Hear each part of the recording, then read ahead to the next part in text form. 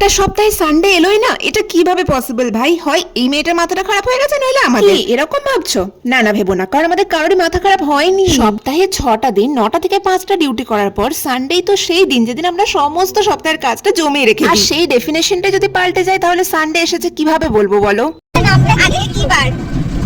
Sunday. কিন্তু আমরা কোথায় যাচ্ছি? সানডে হয়ে মানডে রোজ ছুটি। মিললো না, তাও মিললো না। কিন্তু সত্যি আমাদের জীবনটা এত দুঃখজনক। 4 বছরে প্রথমবারের জন্য আজকে আমরা রবিবারে ডিউটি করতে যাচ্ছি ভিজিটের জন্য। আজ রবিবার দিন ডিউটি করতে তো ভালো লাগছে? কি বিরক্তিকর ব্যাপার একটা। কি রে দিশা, কোনো কমপ্লেন করতে চাস না তোরা? আমি তো সকালবেলা তোকে বললাম আজকে বৃহস্পতিবার। কেন এসেছি রবিবারে ডিউটি করতে? দেখ সব ঠিক আছে, আমরা রোজ ডিউটি করছি, শুধু একটা জিনিস খারাপ যে 6টা অবধি ডিউটি করতে হবে। কেন?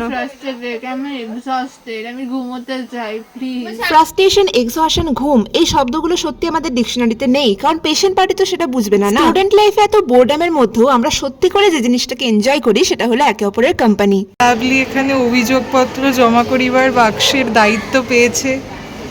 অভিযোগপত্র জমা একটা কথা আমি মন থেকে বলি, আমরা যখন প্রথম হসপিটাল ডিউটিতে জয়েন করি তখন আমাদের হসপিটালের প্রতি আর হসপিটালের আমাদের প্রতি প্রচুর প্রচুর প্রচুর অভিযোগ ছিল, কিন্তু টাইমের সাথে সাথে কোথাও না কোথাও সেই অভিযোগগুলো ভালোবাসায় পরিণত হয়েছে। 100% হয়তো নয়, কিন্তু 50% তো বটে। সেটাও যাই হোক, এর পরিবর্তে কিন্তু আমরা অন্য একদিন ছুটি পাবো। এতটা দুঃখ করার হয়তো কিছু ছিল না, কিন্তু সানডে তো না, বুঝতেই পারছো, কষ্ট তো হয় নাকি।